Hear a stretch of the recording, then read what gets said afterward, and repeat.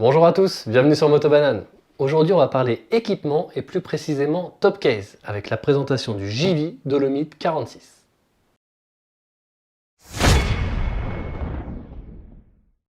On se retrouve cette fois-ci à l'extérieur, une fois le JV monté, pour que vous vous rendiez compte du volume global du top case par rapport à l'allure générale de la moto. Alors on trouve que le volume est vraiment très bien en termes d'esthétique, c'est ni trop gros ni trop petit. Et en termes de fonctionnalité, c'est vraiment parfait. On peut vraiment, comme on l'a vu plus tôt, mettre vraiment tout ce qu'on veut dedans. Au quotidien, le volume nous a semblé vraiment parfait. Pour ce qui est des gros voyageurs, peut-être qu'ils trouveront un petit peu limité en termes de volume. Par contre, on a donc ce système qui nous permet de rajouter des choses, un filet, etc., de pouvoir monter un petit peu en volume dessus. Donc ça, c'est très bien. On a eu l'occasion de le tester sous la pluie, sous même des fortes pluies. On n'a jamais eu d'infiltration d'eau, c'était parfait. On a même lavé les motos au Karcher haute pression sans enlever le top case, pas une goutte de pluie à l'intérieur. Là-dessus, c'est vraiment très bien. Pour ce qui est des fixations, les fixations sont vraiment très simples à enlever. Vous voyez, un tour de clé en position ouverte et le top case s'enlève vraiment tout seul. Pour le remettre, c'est évidemment l'opération inverse, c'est très simple.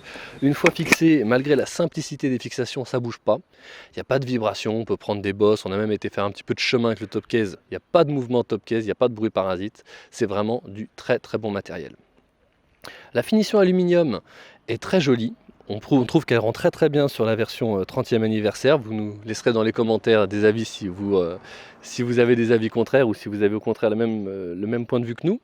Par contre, attention, elle marque. Elle marque assez vite quand on met des coups de botte dedans, etc. Donc à faire attention. Et puis de toute façon, c'est de l'aluminium, donc au pire, un petit coup de belle gomme. Pour ceux qui seraient intéressés pour une version différente, JV propose le même modèle mais dans un autre coloris.